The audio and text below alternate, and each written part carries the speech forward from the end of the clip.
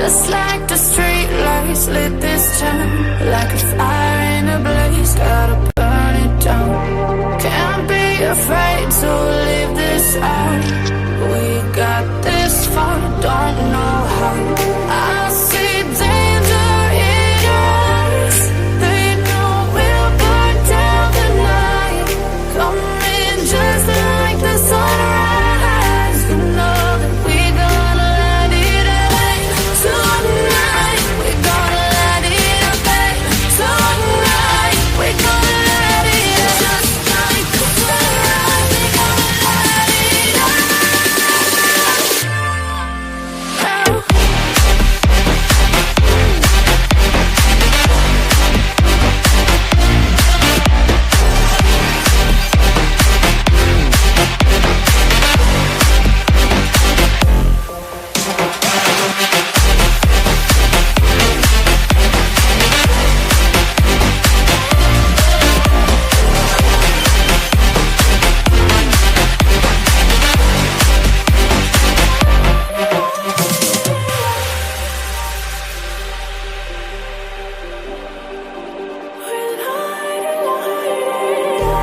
Just like a spark that's breaking out.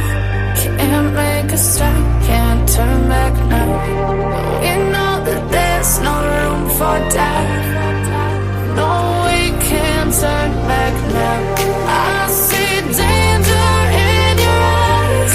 They know we'll burn down the night. Coming just like the sunrise. You know that we gonna let it away.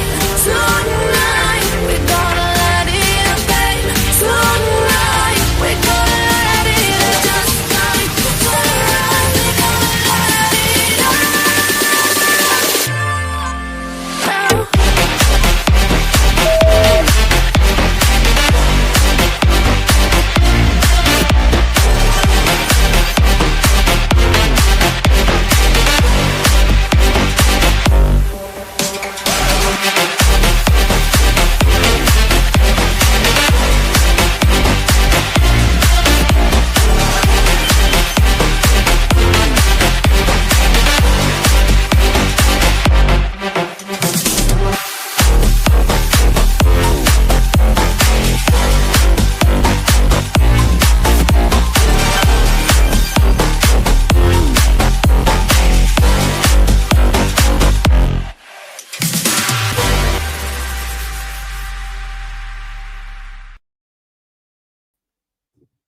Good evening, everybody. Welcome on in. Welcome on in. How's everybody doing tonight?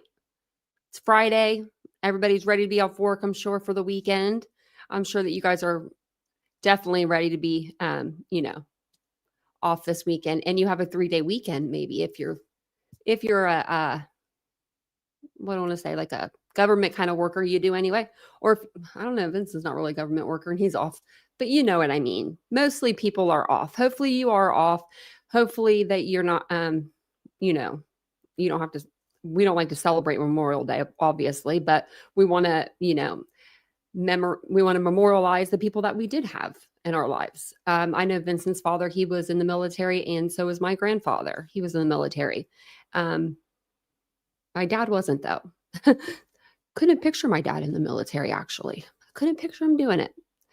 You have to work, Mary Beth. Well, they should give you the day off. You should definitely get the day off. And I saw that you were celebrating 24 months. Look at that. She said the best creator in chat on YouTube. Thank you. I appreciate that. Look at that. Well, hello to everybody. I won't go through all the names. Everyone always gets me in the comments every time. And I'm like, okay, then we'll see. But hello to everybody. I was looking in the comments, though, before I came on live, just to see who was all in here. So it's good to see everybody. We are going to be doing some giveaways this weekend for hitting 20,000 subscribers. We're going to do one for subscribers, and then we're going to do a members giveaway. So if you decide you want to partake in those, it'll be throughout the weekend. I usually come on at 9:15 at night, but I might come on, like pop on during the day. You never know. You never know. And I have like an eyelash, a funky eyelash that's messing with me right now. So sorry. I have a little mirror over there. It's really messing with me, but okay. But I saw that we were talking about Brian Koberger in the chat and how we want him to have a fair trial. Yeah, we do. We do. We do. We do.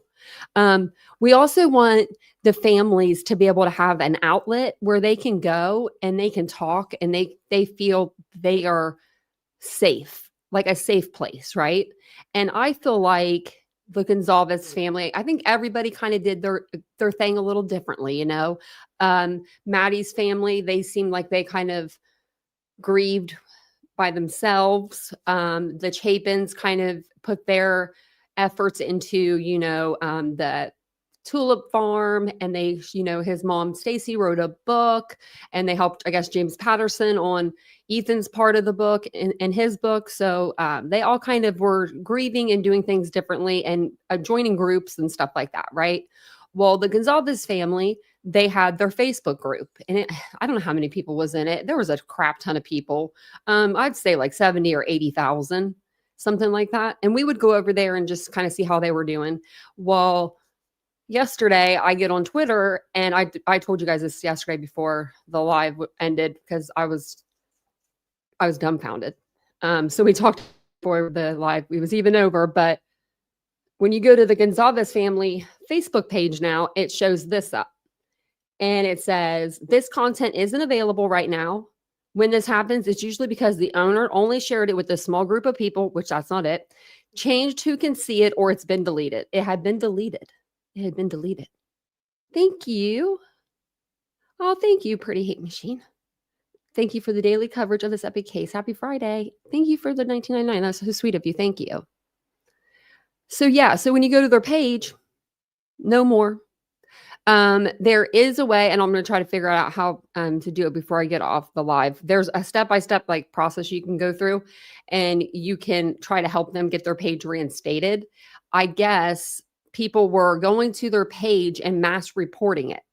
I don't know what they're reporting it for, like under what, were they doing it under harassment? Were they doing it under bullying? Were they doing it under I mean, I don't know, because the only thing I've ever really seen on their page is stuff about the case, which is not a whole lot, nothing that's like directly like, we hate Brian Koberger, he did this, nothing like that.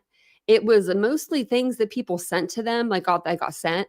They would get like keychains or pictures or blankets, things that because people feel like really attached to this case, and they feel attached to these students that died, and they want to help. They want to, gift out a quilt that they can make with, Kaylee and Maddie's pictures or something on it and give that as a gift. Well, now they can't. And I love it how YouTubers, they make it about them. Oh, they're talking about me. They're talking about me again. It's me, And it's like, they're not talking about you. But if the shoe fits, wear it. Hello, Monchichi. Thank you for the $4.99. And we need justice for the victims, period. We do. Hey, get to the ducking point. For impersonation? Really? For what the hell are they impersonating? Like, oh man, that's just that. I was just like, okay, dumbfounded. So then I'm on X. Twitter's the devil, it can be. I feel like sometimes like people will go to Twitter, like YouTube creators, and they'll like trash talk on Twitter, but they won't do it on their own community page. I don't know if y'all noticed that, but they do. My whole Twitter feed is like crazy right now with people. So I'm going to share my Twitter feed, and this is going to have Jules on here, but I'm going to read. This is Scarlett. It's her Twitter page, but I'm going to read you what she wrote, and then I'm going to play the snippet of the video. Now, I don't know who mass reported the page, but I know that YouTube creators, and I'm not saying Jules or anybody in particular, I'm just saying YouTube creators in general, they sometimes have more power, or I guess you'd say like more of an influence, more of an influence on somebody than they think they do. I think that some creators know exactly what they say though, and I think they know exactly what they're doing when they say it. So take with that what you will. But it says here, the Gonzalez family page deleted. removed following a coordinated wave of reports reportedly initiated by individuals supportive of Kohberger. And then she put in parentheses, pro Kohberger. And I think this was it pro burger. I don't know. I don't know what they call them. And I mean, I think that if you are 1,000% Brian is innocent, then let him live with you. I don't know. I mean, I personally would like to see the trial before I say anyone's innocent like that. But I'm not going to say he's guilty neither. I'm not going to say I know he did this for a fact, but I'm definitely not going to say that he didn't do this, for a fact. So I guess that's why it's called allegedly. But it says, according to circulating claims, certain creators, particularly Jules, are being accused of harassing and targeting the victims' families. It is being alleged that in addition to private discussions on Discords, these creators are also subtly suggesting or encouraging reporting behavior in their public videos using language or framing that implies what viewers should do without stating it outright. And I know creators that do that. They state things as fact, like the way they talk, they will like have an inflection in their voice or something. It gets to my core when I hear that, like there's like, I don't know what it is, but it's like that people that just, they say things and they don't say it as like a matter of an opinion when it is, they say that is as a fact. And then it gets dragged into other people's chats as facts, and it's usually not.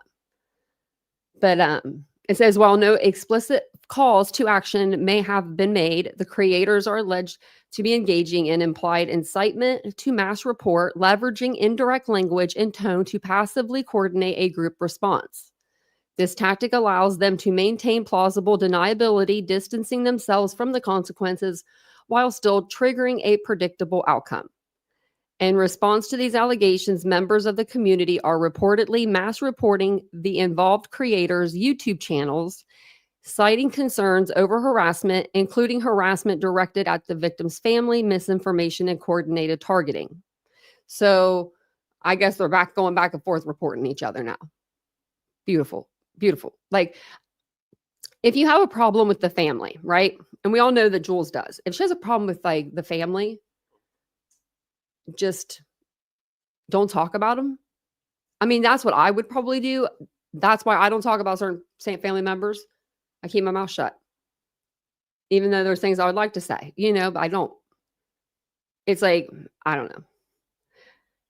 I'm going to play this minute and 27-second clip that she put onto this. I think it's because she retweeted. I did listen to this earlier.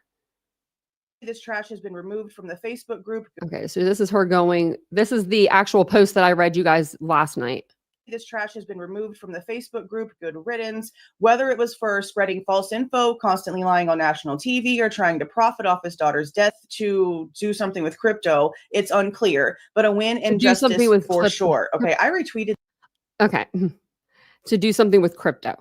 I'm going to tell you right now, like most people that are in IT, they are in crypto too. They do crypto.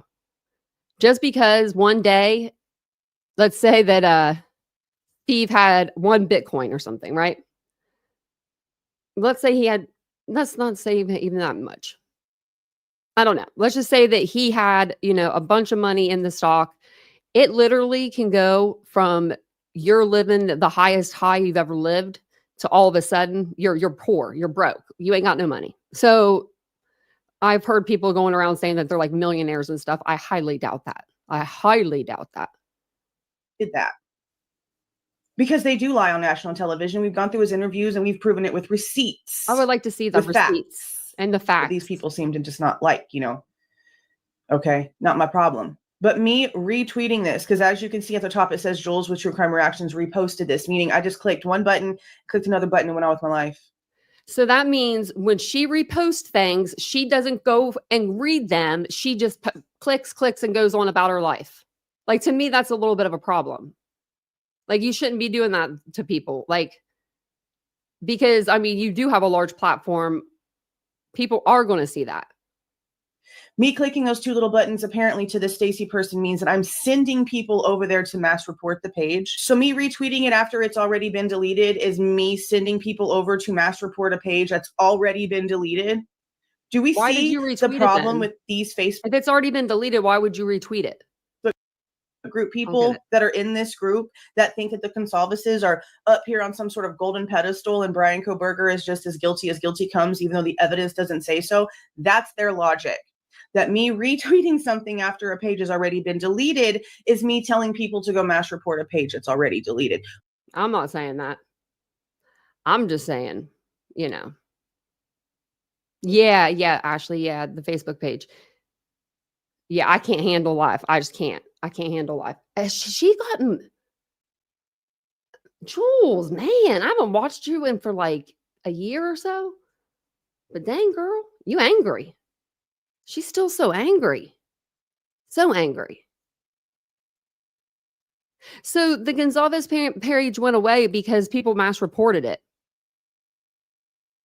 And now they're like, oh, because I tweeted something after the fact that it was the page was gone. Like, why would you retweet it then?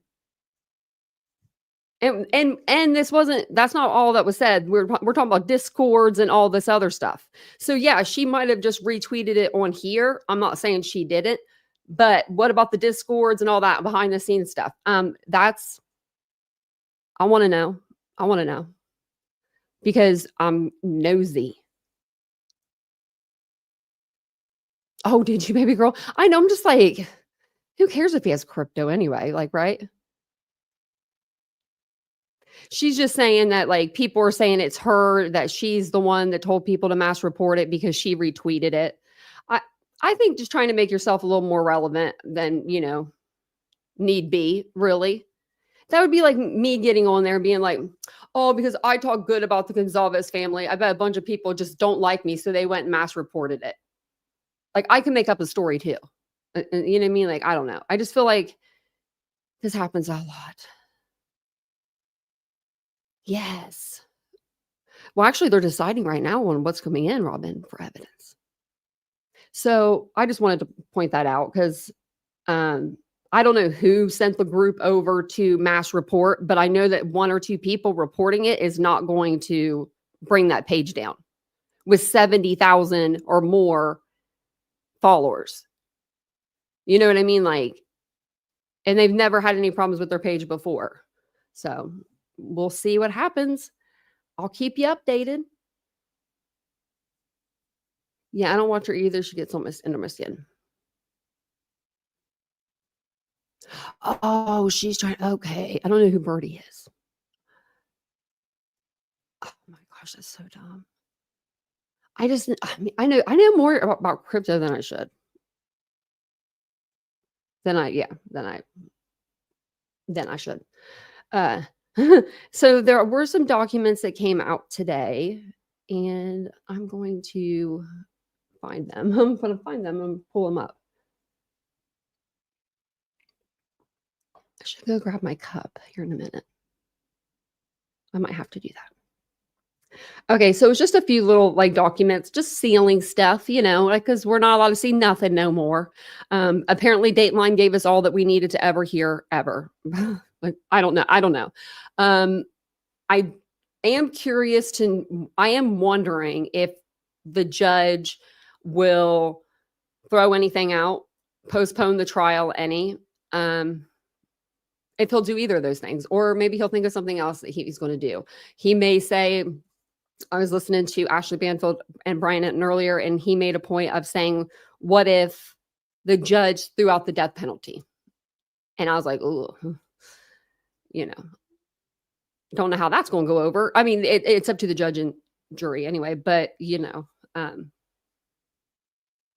I don't know what they're going to do, and I'm very curious to know. I hope that they make it a decision, and we're allowed, and they send it out in the court documents, and we can actually read it.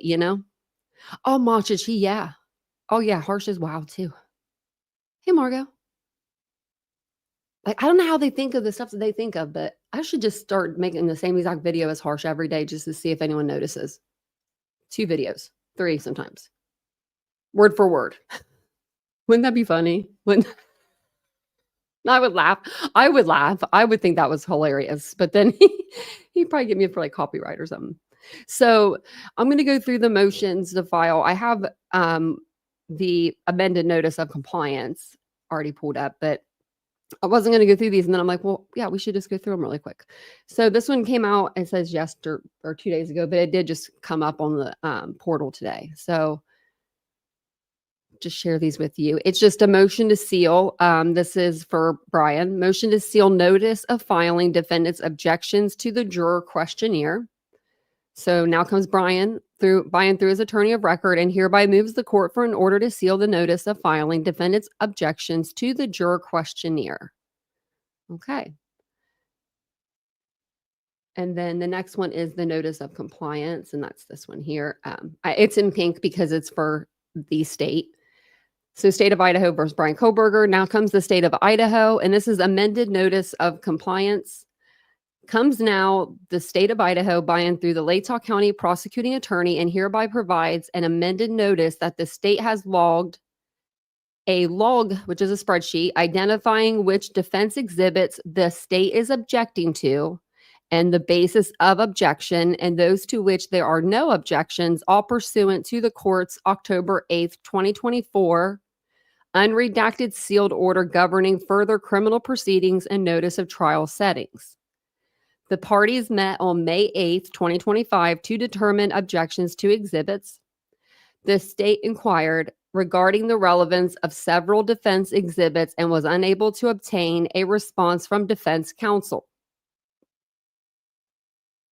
They met on May 8th and it's the 23rd. Still can't get a hold of Ann. Like, okay, I guess Ann's going to run. I don't know. She's not running, but I mean, she's not getting back to them. They are the state saying, okay, there's a few of these exhibits. We don't, we're like, we're not cool with these. And she's running. Consequently, the state has noted relevance objections to those exhibits. In addition, the state is unclear which exhibits will be relied upon at the guilt phase versus the penalty phase. So they didn't have them marked. The state has noted objections to the exhibits being offered in the guilt phase. The state reserves the right to object to any of the listed exhibits if the exhibits are offered for other purpose than what was previously discussed with defense counsel on May 8th, 2025. So whatever they told them on May 8th, 2025, that's the evidence that they have to submit for. Like if they're saying alternate perpetrator and they have this other person's name, all that exhibits need to be listed in, and they should have already been in. Wow. So, yeah, y'all saw each other on the 8th of May. They need to be. Hey, Kiwi. Hey, Yvonne. I think I saw you earlier, Yvonne. Isn't that crazy, though? Okay. So then we're going to go back, and it's going to be order sealing Exhibit F to defendant's 6th supplemental request or response to discovery. Oh, I don't remember. Oh, yeah, I do remember reading this. Okay. So it just says here, the court having before it the motion to seal Exhibit F to defendant's 6th supplemental response to discovery and good cause appearing now, therefore, just says that they're going to file it under seal. So we won't see it. Order sealing notice of filing defendant's motion. Okay. Order sealing notice of filing defendant's objection to the juror questionnaire. And they're sealing that as well. Well, I didn't think that we were going to be able to really see that stuff right now anyway, but it would have been nice. I'd like to see what that juror questionnaire was all about. I'd like to know a little more about that. Now, Brian's attorneys are asking for a delay, or they're going to ask, I have a feeling, for a delay. Let me see if I can pop it up here. There we go. I think it's just a matter of time. If the judge says, yeah, that's what we're going to do. No, that's not what we're going to do. I mean, he seemed pretty adamant on keeping this trial like on track for August 11th. Like to the point where like he had like maybe a vacation planned in November. He was like, we got to be done by this date because I got to go. Like, you know, he really was trying to stick with the date. I don't know if, with this being a capital case and death penalty being on the table, they may just go ahead and say, give them an extension, and we'll give Anne and her team 2 or 3 months, you know, give them an extension, get them to get people together to help go through the evidence, because that's what she's having problems with apparently, and building a defense. Well, that's your job.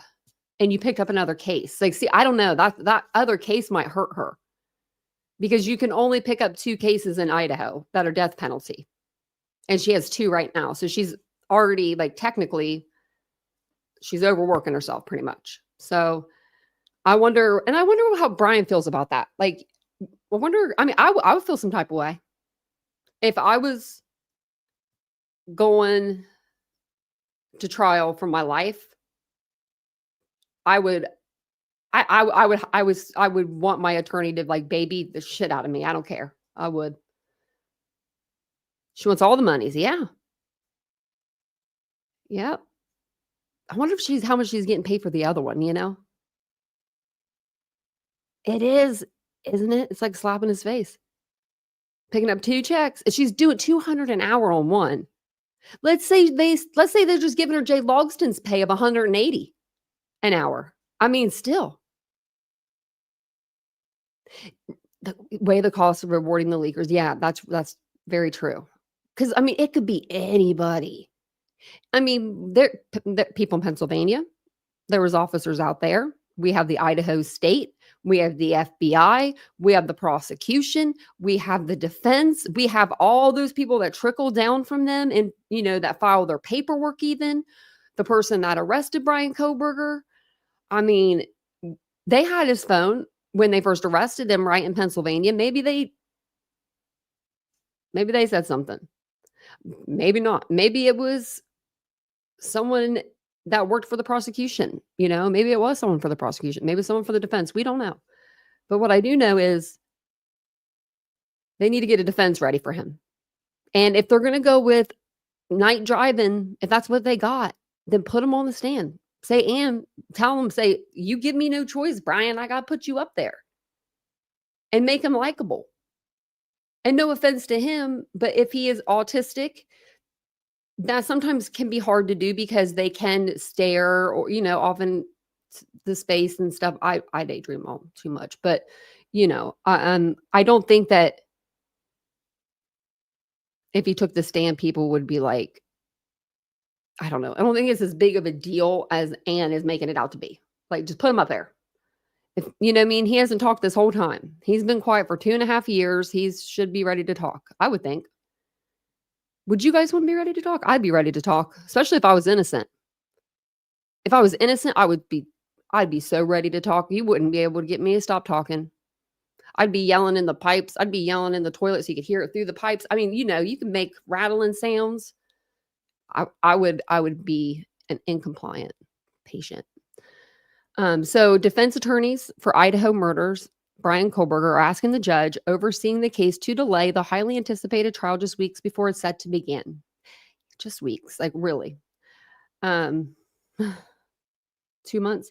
Kohberger, 30, is set to face a jury in August for the November 22 slayings of 4 University of Idaho students, but his attorneys argue that an episode of NBC's Dateline that aired earlier this month violates a gag order that has been in place since 2023. You know what I just thought of?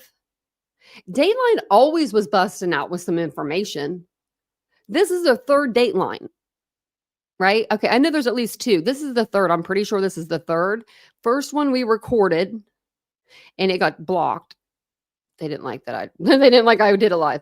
And then the second one, I was on a red eye home, so I watched that on a plane. And then the 3rd one, they just came out with.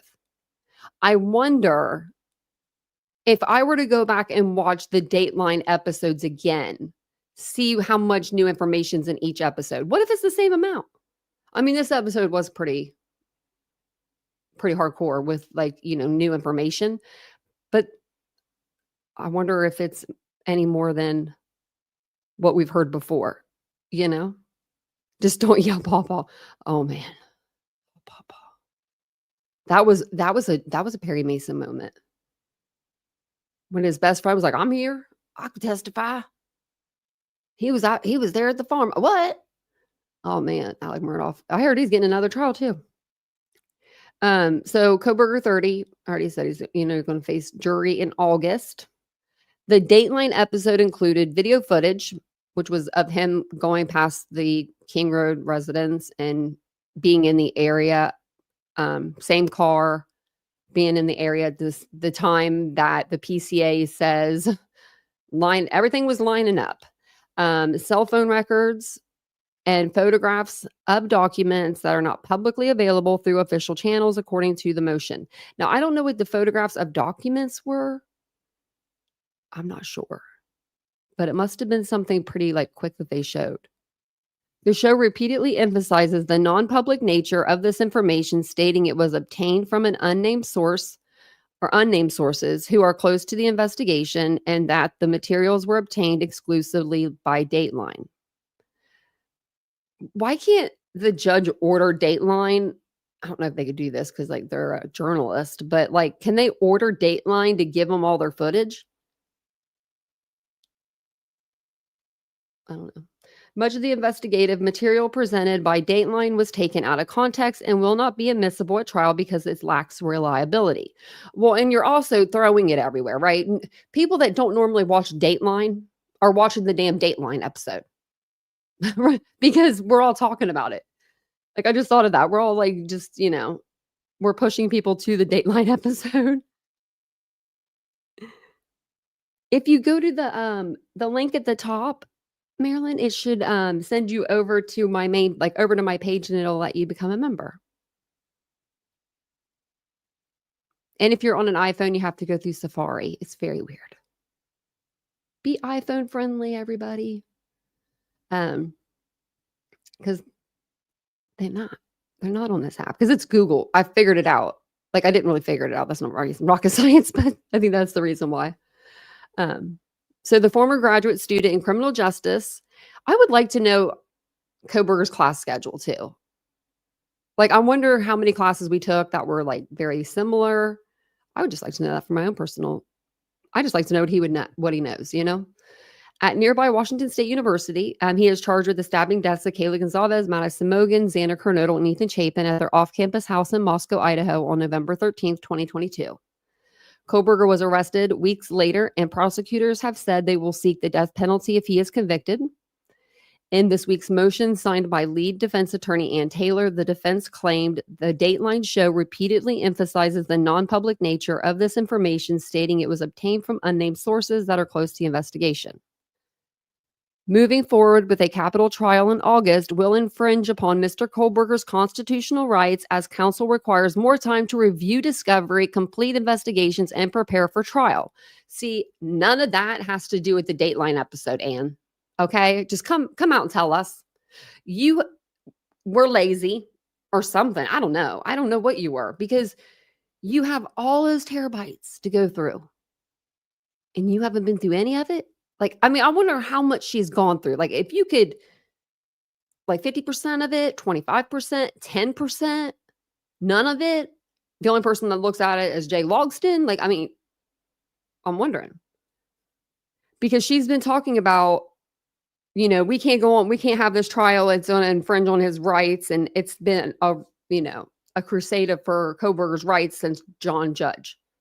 And John Judge gave a lot of leeway, everything that Anne asked for. I don't think there was anything that he said no to. And I'm not saying that in a mean way. I think he was trying to be fair, but then he was a little too soft, in my opinion. I don't know. I like this judge that we have now. I have faith. I have faith in him. If you're watching Judge Hippler, we got faith in you over here. I wonder if he does watch us, YouTube in general. So, the episode of Dateline that aired on May 9th revealed that in the weeks before the murders, Kohberger had allegedly searched online for Ted Bundy, as well as pornography, with the keywords forced, passed out, drugged, and sleeping.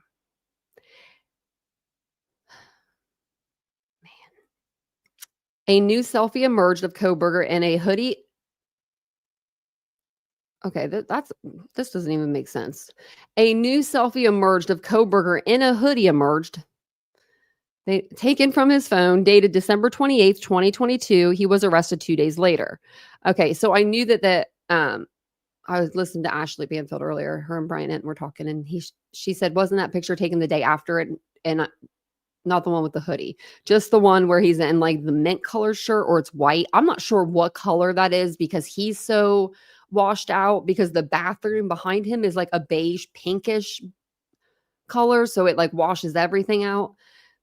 So I don't know what color his shirt is, but it does look like it could be like a mint green or like a white. The 40-page motion comes a week after Judge Hippler said he would be open to appointing a special prosecutor to track down the leak. Do you think they're going to find out who the leak is? I don't think so. Okay. Everybody, don't forget to hit the like button, like the video. Don't forget. I appreciate you guys being here. One step forward, two steps back. Are we going to get there? The Gonzalez family posted to Facebook last week after the judge scheduled another pretrial hearing for June 18th. And then there was like a couple more posts after that. Look, you probably can't, if you go there, probably say nope. Oh, wait, what did this do? It took me somewhere else. Okay, never mind.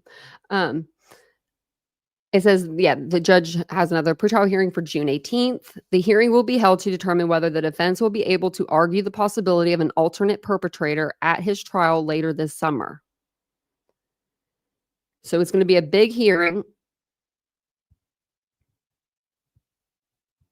I'm going to say, what is the alternate perpetrator? Like, she can't just walk up in there and be like, I want to get the DNA from Maddie Mogan's fingernails now.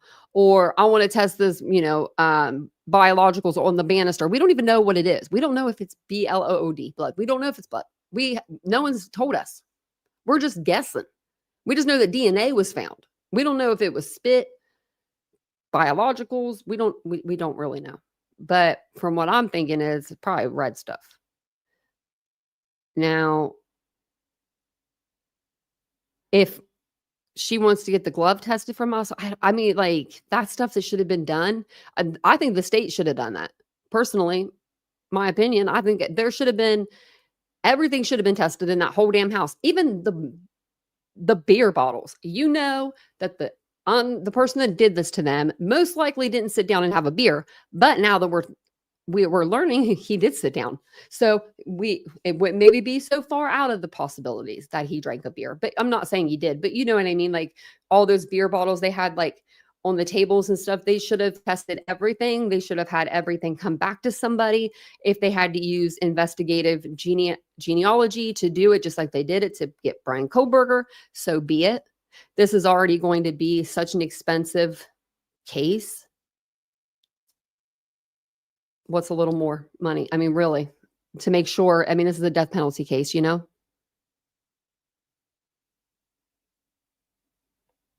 Yeah, Brian drove his own car. Well, baby girl, if you think about it, he can't borrow one because then someone would be like, hey, you borrowed my car last night, right? You know, like the night of the murder. And then if he rented a car, there'd be like a paper trail. So it's like unless he was going to pedal on his bicycle, he had to drive his own, he had to drive his own ride. So this lady comes in. She talks on. I don't know if Banfield's on this one or not. I think it's at Brian Enton. But she comes on and she talks to Brian about the trial being delayed, if it will be. And she's from Idaho. So let's see what she has to say. And thank you guys for being here. DM, she could be. If she pulls that card out, I will pass out. Like, I'll just be like, for real, I'll melt out of this chair. Okay, Marilyn, if it wasn't working, if you have an iPhone, if you go through Safari, like you go out of the YouTube app and you go through Safari and then you go to my YouTube through Safari, it's so weird. It'll let you do it that way. I don't know why it does that. YouTube, get your stuff together. So the plan has been for Bryan Kohberger's quadruple murder trial in Idaho to start in 82 days, about 82 days from now, August 11th. In case you want to circle the date on your calendar, my plan is to go to Idaho. Families have been planning for it. Everybody's been getting ready for that day. But all of a sudden, the defense says that that is a problem. Team Kohberger now wants the trial delayed because of that Dateline NBC episode filled with all the details that had not officially been released. The judge himself has said that there were leaks. He's threatened to name a special prosecutor to find out who violated a gag order. That's a big deal. I was in court last week when he said it, and I was like, wait, what did he say? That is very unusual. He wants to go after the leaker with a special prosecutor right before the trial and do this whole investigation possibly. How will putting off the trial undo the damage that may or may not have been done from leaking evidence? Is the defense looking for any excuse not to face a jury? The answer to that's probably yes, because they've been trying everything. But will this actually work? I want to welcome back to the program Edwina Elcox, a criminal defense attorney in Boise, Idaho. We appreciate you being with us, Edwina. We're happy to have you because you are actually in Idaho. You know the players. You know the way the local system works. You know the reputation and you know the judge. So you can really help us here. Do you think the trial is going to get delayed? I mean, you probably read this 40-page motion that just came out a little while ago. I did read it, and I think, that's a hard question to answer, but I think if there is any reason that this trial gets delayed, and I do not think that Judge Hippler will make this decision lightly, but if there is any reason that this trial gets delayed, this is it. This is what I don't understand, Edwina, and come to us from the criminal defense side of this. If they pick a jury that does not know the case very well, and they try to wean them out and figure out who are the people here that just know the basics and can be unbiased, and they seat that jury, why does it matter what was leaked? Why does it matter what was on Dateline? Well, that's a preemptive question, right? That's assuming that they can get a jury that doesn't know this case, that didn't see the Dateline episode, didn't hear about the Dateline episode. And so I think what is trying to do is say, look. Is she in front of a green screen?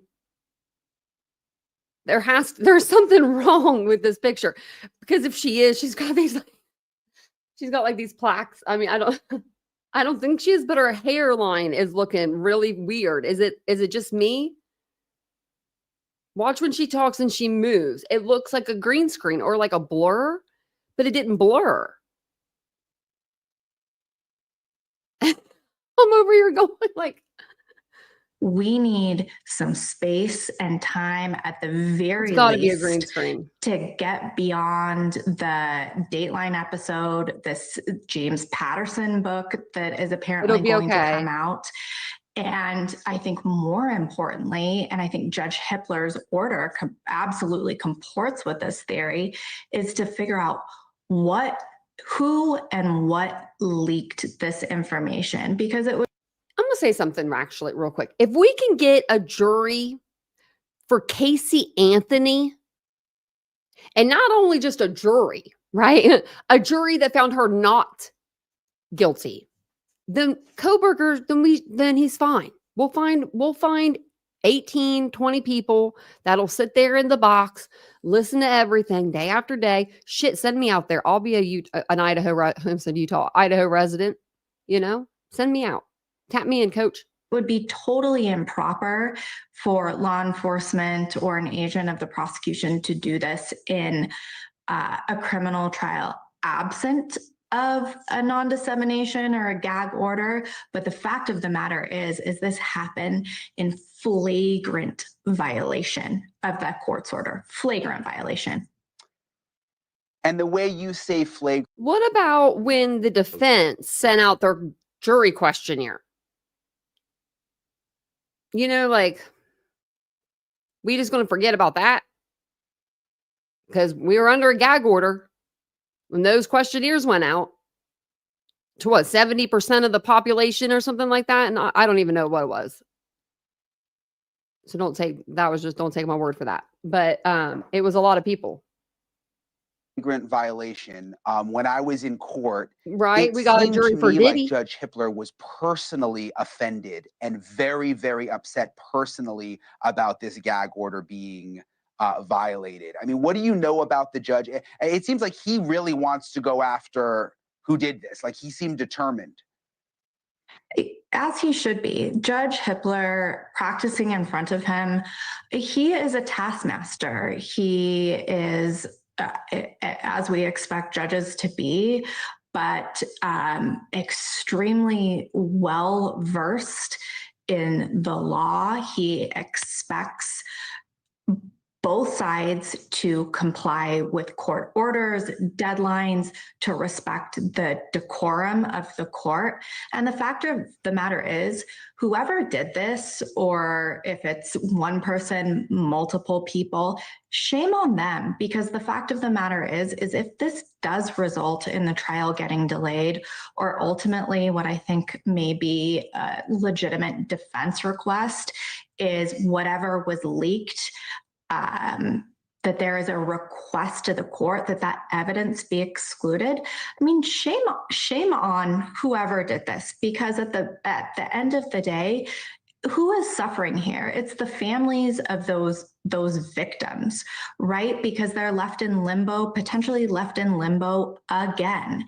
And it's just simply not fair to them. And the court put this order originally, Judge, obviously we know that the case was transferred to Ada County and then subsequently assigned to Judge Hippler.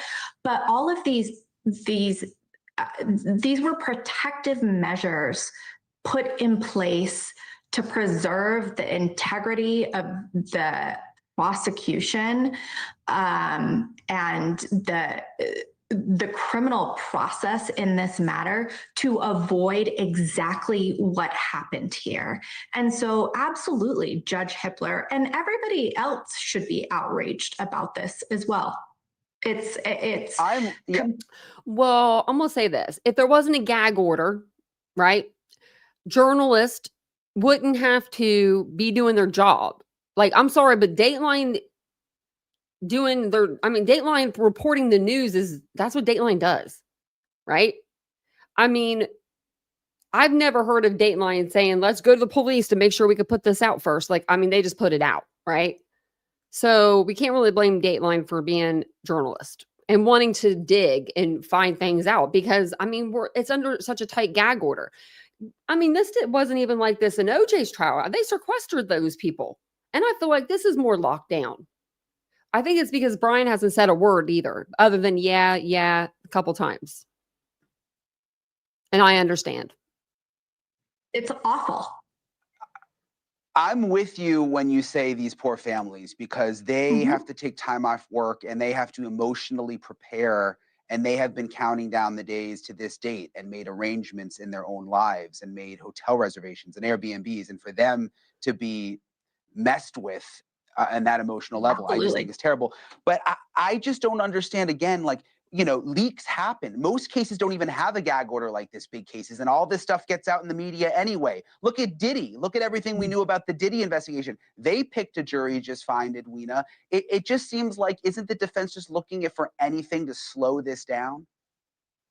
Well, I think that the case law supports their position, and that 40-page brief lays out the case law, right? And I think that it is, you know, absolutely the defense wants a continuance in here.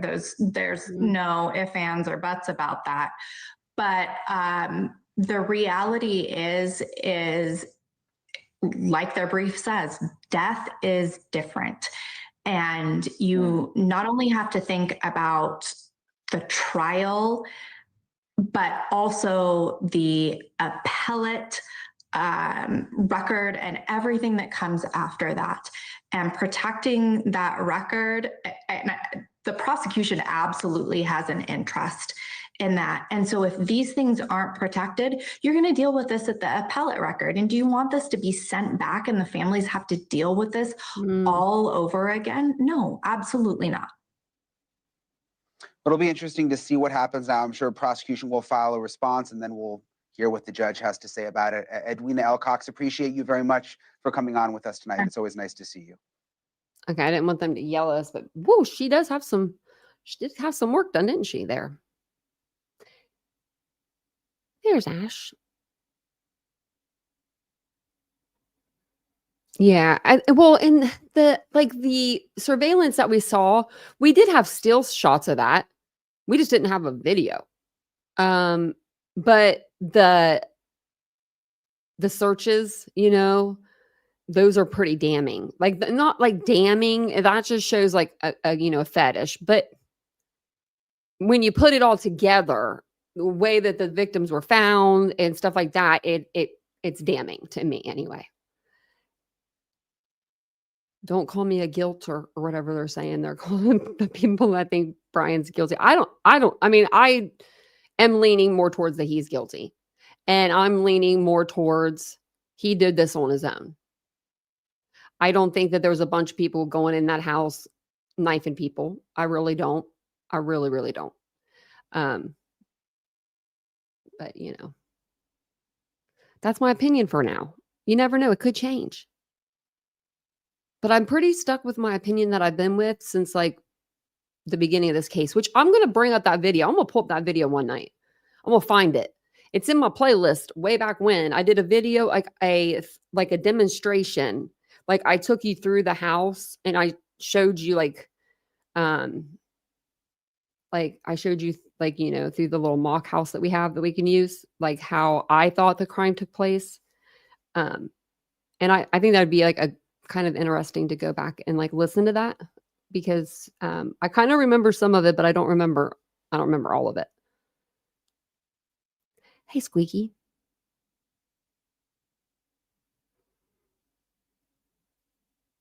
I know if they knew it was going to cause this much of a problem, maybe they shouldn't have put it out, but I don't know if they knew. I don't know. It does favor Anne's side. A lot of people are saying that they think it's the prosecution. I don't know personally. There have been people that have left on the prosecution side, that are new. We've had people leave on the defense side, people that are new. What if the leaker was Koberger? Like, I mean, really? Why not? He could have leaked it. I don't know. I mean, I think people would say they talked to him. I don't know how he would get that routed out, like to where he could call somebody, but you never know. So Xana Kernodle, I talked about this last night, but she's receiving some donations to attend the trial. I pray that she is okay. I pray that I pray for her. I really do. She had a wonderful, wonderful daughter, and she has a wonderful daughter, Jasmine. So did I have it up? Yeah, I do still have it up. Okay. I'm going to put the link for the GoFundMe in the chat. Maybe. Okay. It won't let me. I have to copy it again. They made their goal, which is awesome, but then they made a new goal. So the first goal was like, I think it was like 7,000. And the new goal is 18,000. And they have 12,510 raised. How long is this 8-week trial? I don't know. I'd have to do the math, but I could do the math on that. Yeah, did I say Xana? I meant Kara. Sorry if I said Xana. I'm just so used to talking about her. I try not to bring up Kara name either, just because 12 weeks. I wonder how much a B&B is for 12 weeks. I'm just curious to know, like, because I mean, you got to think you got to pay for wherever you live. I mean, I don't know if she lives like where she pays rent or anything, but normally people pay like a mortgage or they pay rent wherever they live. If their house isn't paid off, if they're not blessed to be able to have a house that's paid off, like a lot of people don't. And so they have to be able to, afford their home, their electric to stay on, they can't have their stuff breaking and busting and all that. Maybe if they have pets, if they can't bring them with them, which they wouldn't be able to because they wouldn't be able to leave them in an Airbnb for 8 hours while they're at court or, however long they're in court. So they'd have to have like a dog sitter. Those are expensive. I know our dog sitter for like 4 days, it's like $400 or something close to. It's expensive for 2 dogs. I don't think it'll go the full time either. Hey, Aries.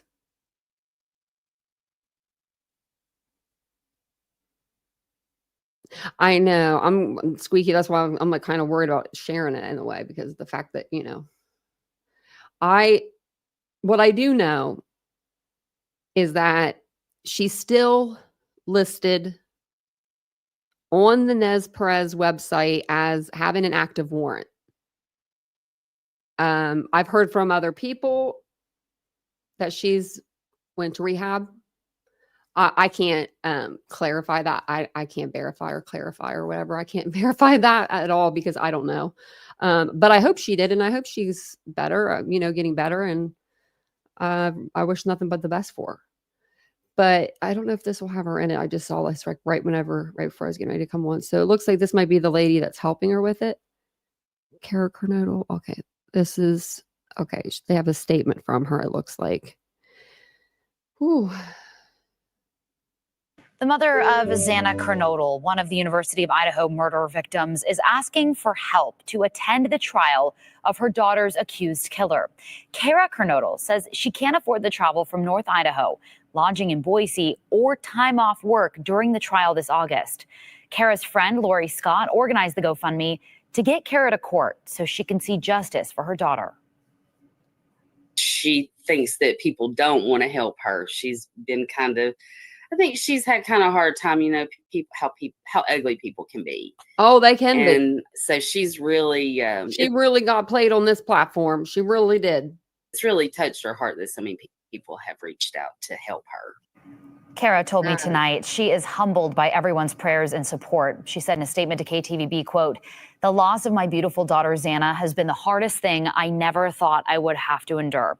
If you're not able to donate, prayers are even more appreciated. My hope is that truth and justice through God will be accomplished."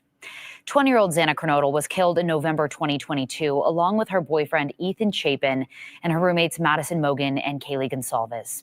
You can find the link to that verified GoFundMe on ktvb.com. And it is verified. Yeah, I meant to tell you guys that. It's verified. So, did you know that they'll do it for up to a year? Like 100% of your donation? If I'm like, wow, Yeah, she got screwed over by some YouTube creators. Like they were supposed to be giving her some money and she didn't get all of it. Like people be crazy. That's why I'm no Diane Sawyer. I don't do interviews. No, thank you. I mean, I would if it was a missing person or something, I would. So I'm not gonna say I never would, but I don't normally, so, and that's just because it can get very, very messy when you put yourself in the position to be with a victim's family member. Do you know what I mean? Like, and report on a case and get close to someone. We all saw what happened in Sebastian Rogers' case, Shoot. Sebastian who, right? Sad. It's so sad. So Ashley Banfield, her channel is growing. It's growing really fast. I demand her to give me some of her subscribers. I'm just kidding. No, she's doing really good. But she did a video with Brian Enton, and they react to the Idaho leak that threatens the Idaho murder trial. I watched like half of this earlier. I got through about half of it, and we'll watch it together. I'll pause it here and there for commentary. I'll be in the chat with you guys. Jenna, that's amazing. That's amazing. Tell your daughter, congratulations. That's amazing. Congratulations, Kathy. I didn't see. 15 years. Wow. I bet the best feeling in the world, like other than the feeling that you don't have like drugs in your body anymore, is like you're not chasing that. You know what I mean? Like I've known way too many people that were addicted, and it just always seems like that's all they think about. That's all they don't enjoy life. So I'm so proud of you guys. Because that's a lot, you know? My mom quit smoking, and I thought that was like the most amazing thing ever. That woman quit smoking like 4 years before she passed away, and I was like, dang, girl, get it, girl. So congrats, Mom. Couldn't get her off the sauce, though. She liked to have a drink. She did like to have a drink. It's probably why I don't drink. Okay, I'm going to go ahead and play this. If you guys don't mind, go ahead and hit the like button, hit the subscribe button, all the buttons. Just don't hit the down, button. Hi, everybody. I'm Ashley Banfield, and this is a bonus episode of Drop Dead Serious. And I always tell you to subscribe so you don't miss these bonus episodes. But I just found out some information a couple of hours ago and been processing it, figuring out what it means. But the judge in the Idaho quadruple murder case is now contemplating the possibility of delaying the trial. It's supposed to start the second week of August. Jury selection is supposed to start the last week of July. 2 weeks of jury selection and then boom, into the evidence. But because of that Dateline episode, the Dateline episode that aired a couple weeks ago that just broke open so many scoops, so many details that have been under gag for like 2.5 years, Bryan Kohberger's lawyers are worried and they want a remedy of some kind. Right now, they're suggesting the remedy is to give them more time, delay the trial so that they can deal with the fallout from all of that leaked information. And it's a big, big deal because so much information was leaked and they're trying to find the leaker and they're trying to figure out the impact on the jury pool. And that could take time because we are really only a matter of weeks away, like 2 months. Not even, I think, before this gets underway. And so I had to call Brian Enton right away and find out, because he was in court just last week, and find out like all of the issues that this affects, all the different reasons this trial might be delayed. And even more importantly, one very important remedy the judge might be able to take that nobody who's really, really invested in this case might appreciate. So here's my conversation with Brian. Okay, Brian. Oh my God. I suspected that the Dateline revelations might cause a little trouble, but I did not suspect they could cause a delay. Yeah, I mean, I had a feeling that the defense was going to, they've been trying everything to delay the trial. So it doesn't surprise me that they filed this 40-page brief that I've been going through. I would say like 3/4 of it are things that you would expect, just like, oh, we need more time to go through the evidence, kind of the standard stuff you hear. But the last 25%, like, oh my gosh, that's where they really dig in on Dateline, the fact that, that this leak happened and that they need to figure out what happened before they can move forward with the trial. And then, I don't know if you saw this, they even called out James Patterson, best-selling author James Patterson, and said that he plans to release a book 16 days before the trial, and they suspect there will be even more leaked information in that book. Okay, 16 days before trial. Do we need the book? Should we get the book? I feel like we need the book. Like we should read it. We read Howard Bloom's book. I'm going to write that down. Give me my Post-it notes.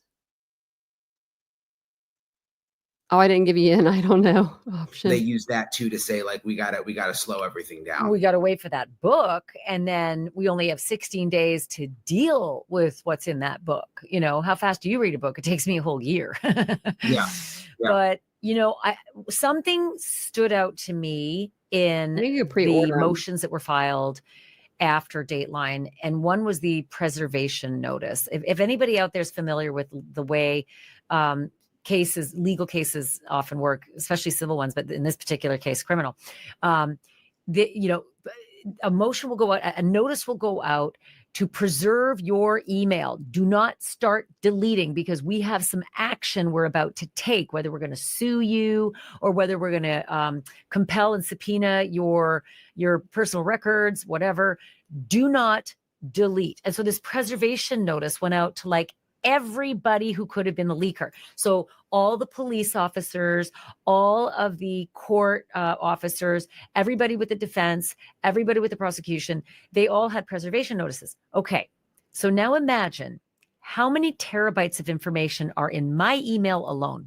Mine alone. I get 800 a day. Texts, emails, Teams, all the rest. Now multiply that by everybody who's in the preservation notice.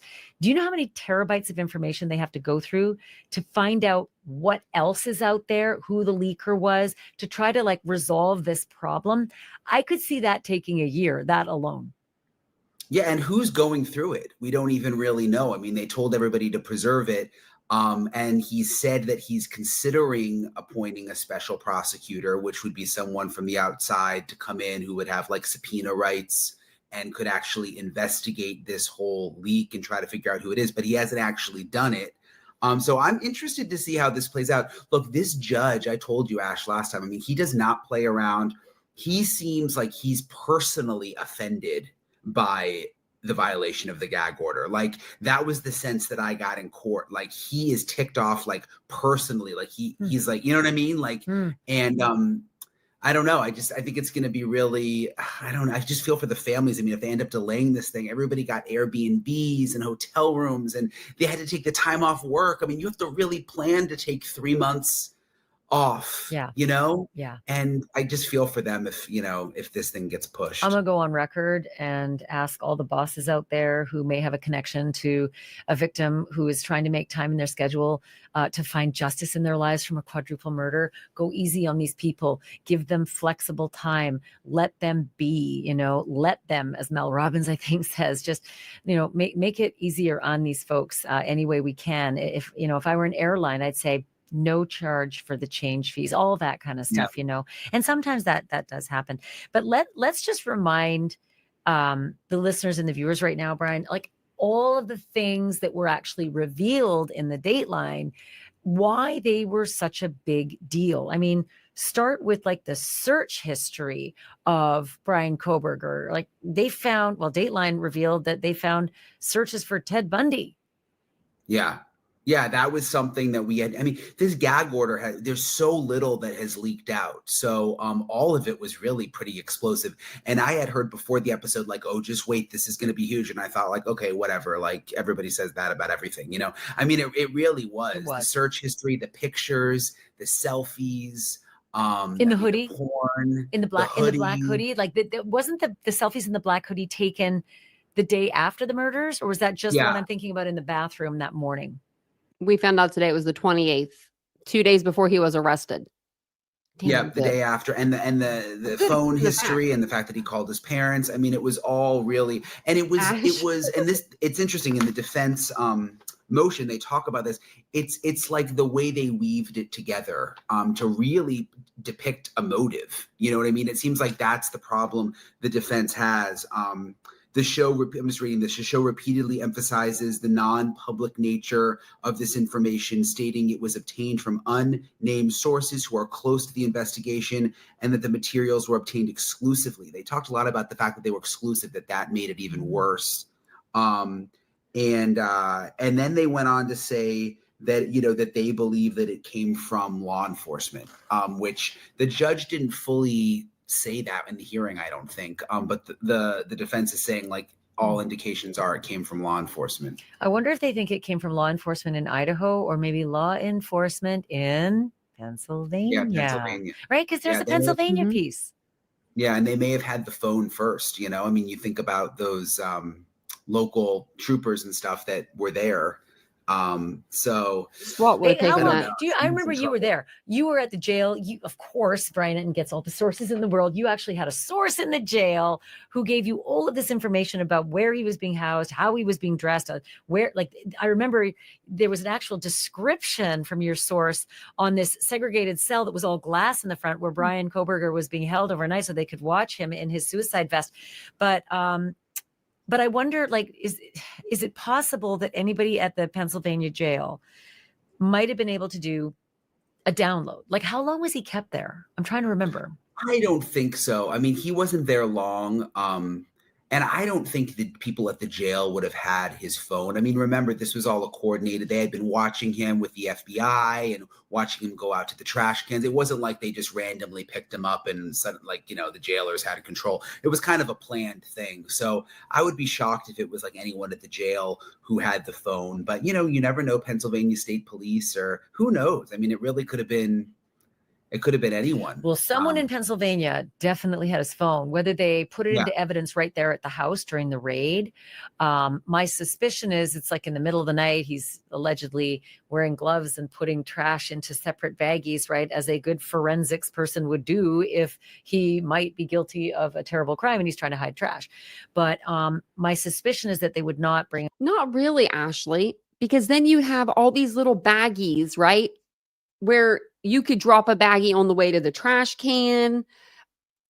You have more than one baggie, right? So you have that much more chances of dropping something or doing something. You put it all in one trash bag. I mean, I don't understand why people are thinking this is like an OCD thing. That's not OCD. That is, I'm trying to get rid of my trash, but I'm putting it in plastic baggies because I'm being weird. Like, that's what that is. Him to the jail with a phone in his back pocket. I wonder if he was taking pictures as he was bagging the trash. Like, I mean, really, if you're going to be like, if you're bagging up forensics, you would take pictures. Wonder if he took pictures of like all the food. Look for that first, and that would have been instantly put into evidence, sealed in an evidence bag. And who did the raid? Was it Pennsylvania State Police did the raid? They were there. FBI was there. So there was several different agencies. But what I thought was interesting, I've just been like digging into this document from the defense trying to delay things, is one thing they're saying, Ashley, is that the reason they think they need to know who the leaker is before they can go to trial is because they're saying they need to be able to judge the credibility of the law enforcement witnesses at the trial. And so without this investigation being finished and them trying to at least figure out who the person is who leaked the information, they're saying they can't do a fair job questioning witnesses, not knowing who it actually is, which I thought was kind of an interesting argument. Yeah, I'm trying to get my head around that. Just because you leak information doesn't mean you're not good at ferreting information out, and doesn't mean the information's bad. Maybe you're bad at holding it, but it doesn't mean you're bad at getting it, and bringing it to trial, because not every case has this kind of gag order.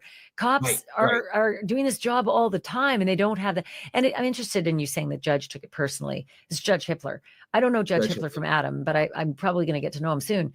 But don't take it personally, dude. You're the one that put the gag order on the case. You're the one that made it so difficult for everybody that there is this massive effort to figure out what's happening for journalists to do their job. And so suddenly they do their job and you're mad.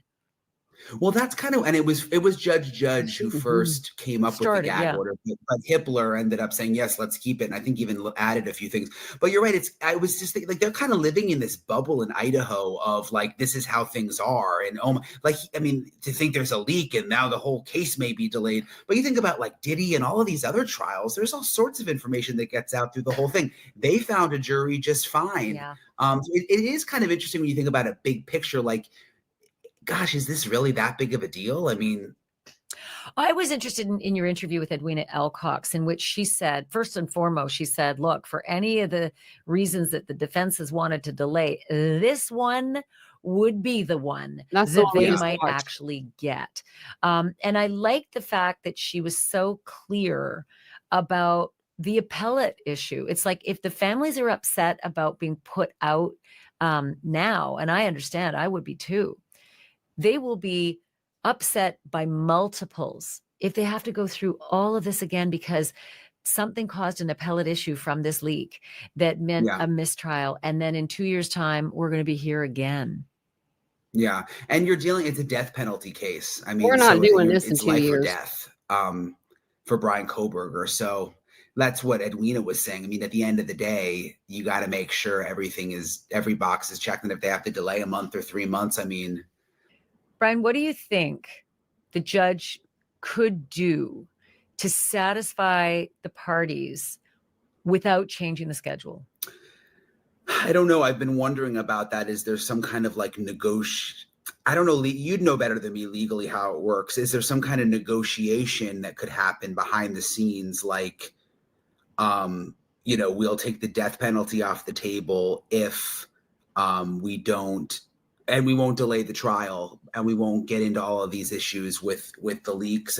Could they get the prosecution to agree to that? I just don't. I mean, some of the family members the way I do. I mean, a lot of them are very serious about wanting to see Brian Koberger die. Mm-hmm. I don't know that they would go for that. Well, that's an incredible point. If you think about Lori Vallow and what happened in her case, the prosecutors were one day late with key discovery, and they didn't even believe they were late. The law said that they had to meet a discovery request before this date, and they met the discovery request on that date. It's the difference between the word on or before, and the prosecution screwed up, and they gave it on the date, which was one day late. And that is what took death penalty off the table for Lori effing Vallow. So this is much bigger, right? This is law enforcement, part of the prosecutorial process, violating a critical gag order that has been in place for 2.5 years for a reason, right? They believe it was critical to have it to keep the process pristine, and now the process is not pristine. So if Lori Vallow got a freebie on the death penalty because of a 1-day delay in discovery that wasn't intentional, somebody misread on or before, I could see this being something whereby Judge Hippler could say, I have to delay this trial in order to make good on this. Families, ladies and gentlemen, we could be here again, because this could cause a mistrial on appeal, right? This could be a huge appellate issue, and we could all be back here again in a year or two, retrying this case. And you don't want that. You want this case to go to trial now. How about having to do it all over again? Can the judge? And he could say that, though. I mean, sure. It's almost like, can the judge try to persuade the family to go in that direction? Is that really the judge's role?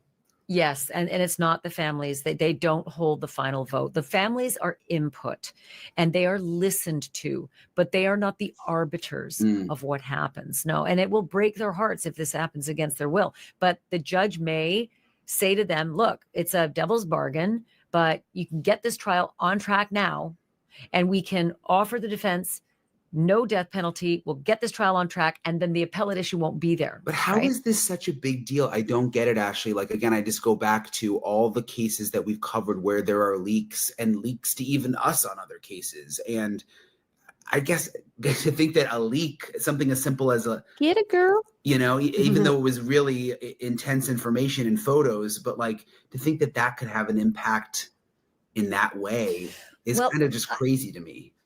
You know what? Harvey Levin told me something really interesting about that. Not all cases are the same, and obviously they're not, right? But this guy and this case is so heinous, right? He's so hated before he's convicted. And I'm not saying he's going to be convicted, but before he even gets his moment in court, he is so despised by people across the country, people around the world, people in Idaho, right? They hate this man. They talk about the firing squad. They're wearing T-shirts, Charles Manson was also despised in California when he went to trial. And that was such a massive case, right? Oh my God, gosh, Sharon Tate. And it was such a famous case. But when the jurors who were sequestered were walked from their hotel to the courtroom, they walked past a newspaper box, the kind that you used to get your newspaper out of, pay your quarter. They walked past a newspaper box, and it had a big headline about the Charles Manson case. And the judge was going to call a mistrial because of it, because they saw it on the way past. And again, I think it's because every case has leaks and headlines here and there. But when these people are so despised, they're coming in at such a disadvantage, they have to be protected from everything. And this is one of those things where Dateline I mean, my God, really? Porn with drugs and force, or whatever these terms were, like these were pretty ugly things. The white Elantra circling the house on video. It's just all in the jurors' minds now. So there's not a way to unsee those things and unring those bells, and they hate them already. Again, I don't know. I mean, I've just gotten to know them, so my mind does just go back to. I know that the victims' families don't want there to be a delay. I mean, you know what I mean? Like there's been a delay in their eyes, and I totally see that, and I totally understand that. If this was my child, I would want whoever did this. I would want their trial to be over and done with a long time ago. I would be so mad about, someone dropping a speedy. I mean, you know that they're better people than me, ready let's to say. get this thing going. They've had it. Yeah, and I just can't imagine if they're really going to do an investigation and really get a special prosecutor. It's hard to imagine they could accomplish all of that before August 11th. We should remind the listeners and viewers, guys, we usually think that victims are closer to the case, that the prosecutors are their lawyers, right? And so somehow they're like involved in the case and they get updates, and nope.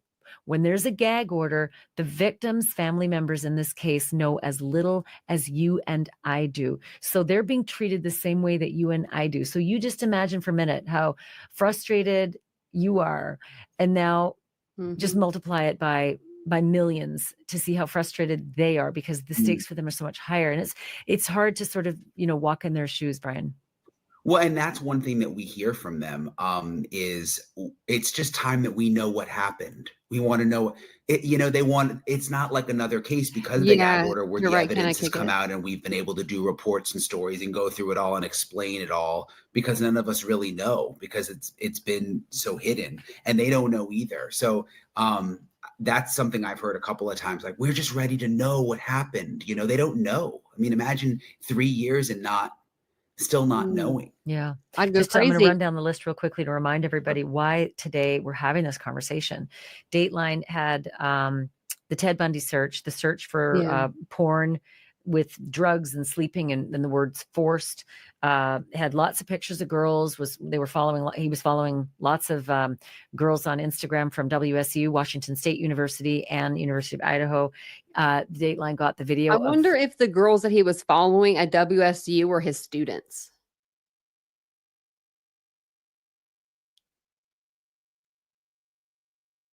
The white Elantra circling the house at the time of the murders.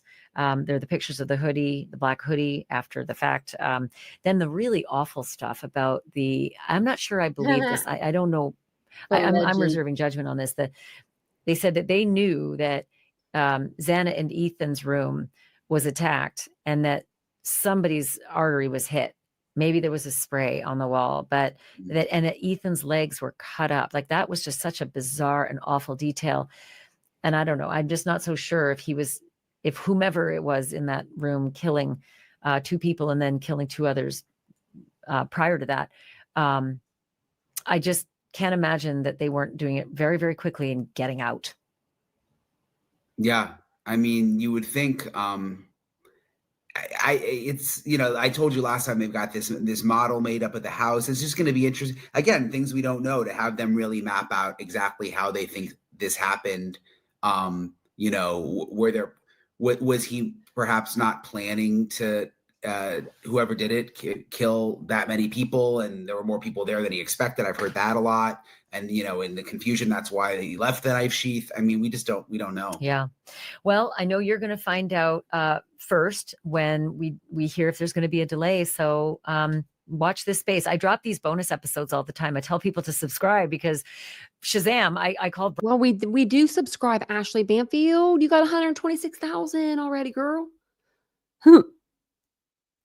So the Queen Room footage was out, but it wasn't video footage. It was only like a still shot.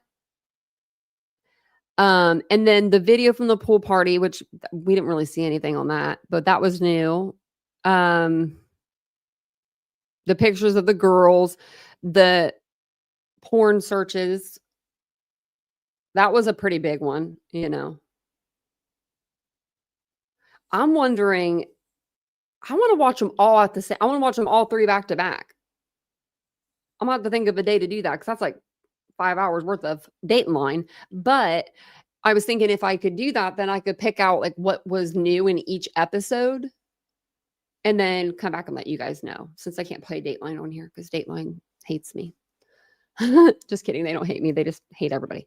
I am going to get the book. We've already read a couple of, we've read When the Night Comes Falling, or When the Night Comes Falling, yeah, by Howard Bloom. I do have the book, While Idaho Slept, The Hunt for Answers in the Murders of 4 College Students. I could put it up on a community post if you guys want me to. I could always read that one. And then this new book that's coming out is The Idaho 4, An American Tragedy, James Patterson, and he's writing it with Vicki Ward. So it says, based on hundreds of exclusive interviews, the definitive account of the murders of 4 unforgettable college students by a cold-blooded killer. Ooh, and it's 30% off right now. It's $22.75. Really, the hardcover is cheaper than the paperback? Sign me up. I would like to know a little more about BK. I mean, I've told you guys a good amount about him, about his past and his talk accounts and, things like that. What else did he have? He might have been the Papa Roger account. We went through that. I don't know where all that stuff is. I'll find it again. Oh, there it is. I'm like, where did it go? So maybe we'll do that tomorrow. We'll go over the new timeline, go through the animation of the house. Because see, everything's kind of working again now, where you can click on things and see things. I couldn't do this before. For some reason, this wasn't working for me. This website wasn't. But now you can actually go into the bedrooms and move around and turn the lights out and see things a little better than before. Because before you couldn't see them at all. Let me see. Let me put this. I'm trying to put one window down. Okay.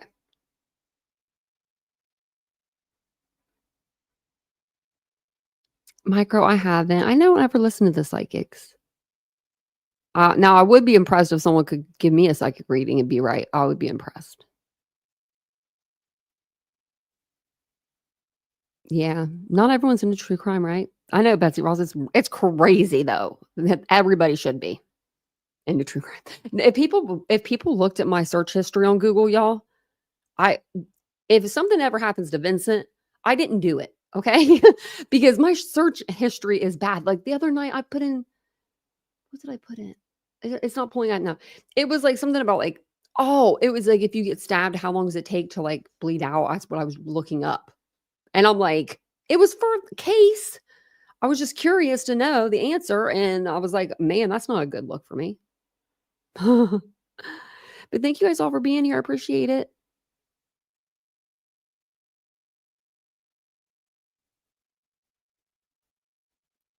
Yeah, I think a lot of people know about it.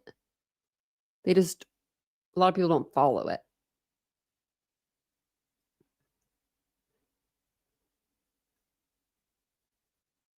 But yeah, I've never watched the psychics before. Actually, nah, I lied. I did listen to one time during Kylie Rodney's case, and it was terrible. It was just, I wonder if that lady's still around. I forget her name though.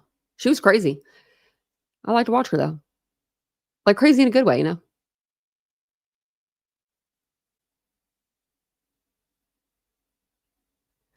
Okay. Well, I'm going to jump off here. I think that's all I have for you guys for tonight. About an hour and a half live.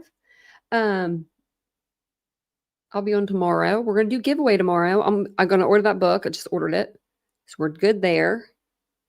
I'm going to make a new song for the second channel. Something a little softer. I forget what I have. I forget which one I use. So one of these will go away. I think whichever one, someone's using one of them. now. So like they started using it after I already had it. So I think that's the one I'm going to take away. But I'll let you guys listen to the new ones tomorrow. I'll look up some new songs, some new tunes. And then what else is there? Oh, we're going to do giveaway tomorrow or Sunday, or tomorrow and Sunday. And I'm going to have Vincent help me this weekend. I have all this stuff wrote down. I'm going to have him sit down with me and help me with the emojis in the Discord and everything, because we have enough members to where we can get everybody over there and get us some new emojis. And I'm going to delete some too. But yeah, that's all I got for you for tonight. Thank you for being here. Have a great weekend if I don't see you this weekend. But hopefully I do. But if I don't, have a great weekend. And I'll see you guys all here tomorrow.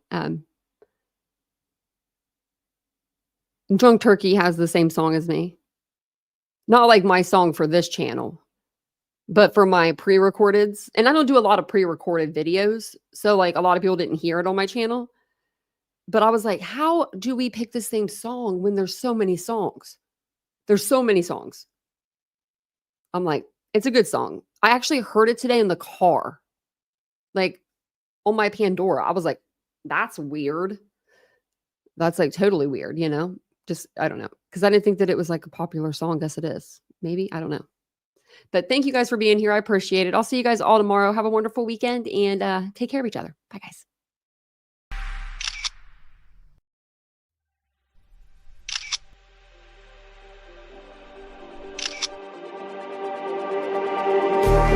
Just like the street lights lit this town, like a fire in a blaze, gotta burn it down. Can't be afraid to live this out. We got this far, don't know how.